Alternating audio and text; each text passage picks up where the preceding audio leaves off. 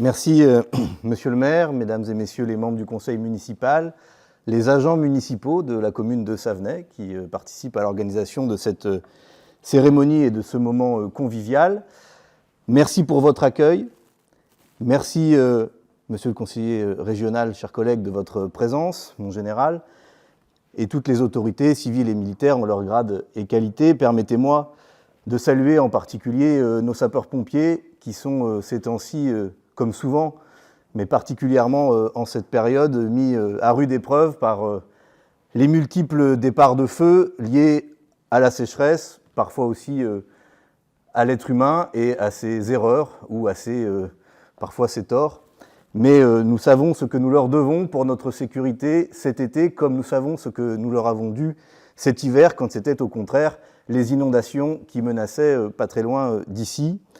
C'est leur dévouement qui est, je crois, une belle image de ce que nous voulons célébrer ce 14 juillet, c'est-à-dire l'engagement de chaque citoyenne, de chaque citoyen au service de la nation, au service de toutes et de tous.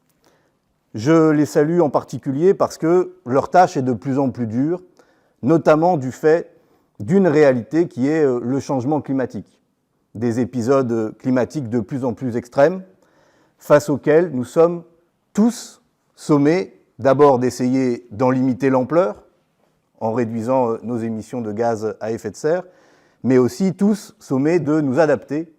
Et face à ce changement climatique, je crois qu'on a la confirmation de ce qui est l'intuition du 14 juillet, de la République, de la Révolution française, c'est qu'il existe un intérêt général commun à tous les êtres humains, que vous soyez riches ou pauvres, hommes ou femmes, quelle que soit votre couleur de peau, quelle que soit votre religion ou que vous n'en ayez pas, nous sommes tous confrontés à la préservation indispensable de cet écosystème qui est le seul compatible avec la vie humaine. C'est là, je crois, la confirmation de ce mot de fraternité qui est dans notre devise.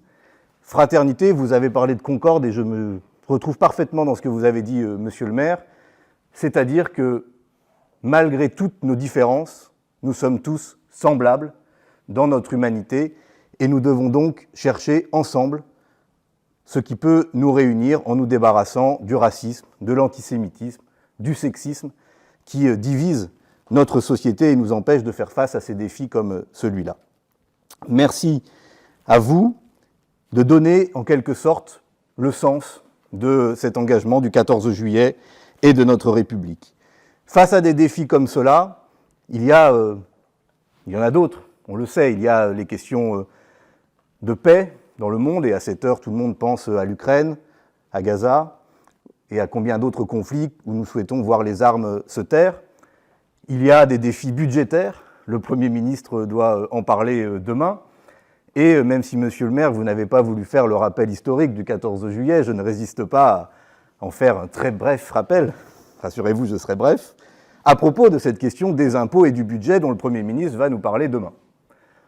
Quand on a une crise politique et une crise budgétaire, sachons regarder dans l'histoire comment on a répondu à cette situation dans le passé. Et 1789, le 14 juillet, la Révolution, c'est exactement ça, une crise politique et une crise budgétaire.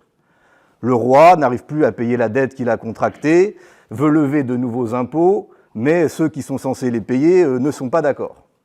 Et il est obligé de convoquer les États généraux, la représentation de ces sujets à l'époque, qui, sitôt réunis, se disent « mais nous ne sommes pas les sujets du roi, nous sommes l'Assemblée nationale, représentant le peuple français. Et même l'Assemblée nationale constituante, c'est nous qui allons rédiger la constitution du royaume à l'époque, ce n'est pas encore la République. » On voit comment, et le premier acte qu'il pose, le 17 juin 1789, en se proclamant Assemblée nationale, c'est de prendre un décret qui dit « aucun impôt n'est légal s'il n'a pas été formellement consenti par la nation. » Et on voit que dès le début, la question de la démocratie, pour résoudre la crise politique et pour résoudre la crise budgétaire, est centrale. Démocratie, et forcément, le Premier ministre pourrait en être inspiré en disant, fidèle à 1789, je laisserai le Parlement voter sur le budget qui vient sans recourir à l'article 49.3, qui permet au gouvernement d'imposer un budget sans vote de l'Assemblée. Ça fait 3 ans que je suis député, je n'ai jamais eu à voter pour ou contre un budget. Nous avons seulement la possibilité de censurer un gouvernement, ce qui n'est pas exactement la même chose, vous en conviendrez. La démocratie. Deuxième grande leçon qu'on peut retirer de 1789, c'est que quand il y a une crise politique et budgétaire, on y répond par la justice. C'est la nuit du 4 août, c'est l'abolition des privilèges de l'Ancien Régime, la noblesse, le clergé, pour établir l'égalité entre tous les citoyens.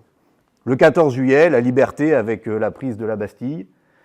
Le 4 août, l'égalité avec l'abolition des privilèges. Le 26 août, la fraternité humaine avec la Déclaration des droits de l'homme et du citoyen qui s'adresse à l'ensemble des êtres humains et pas seulement évidemment aux hommes, mais bien aussi aux femmes.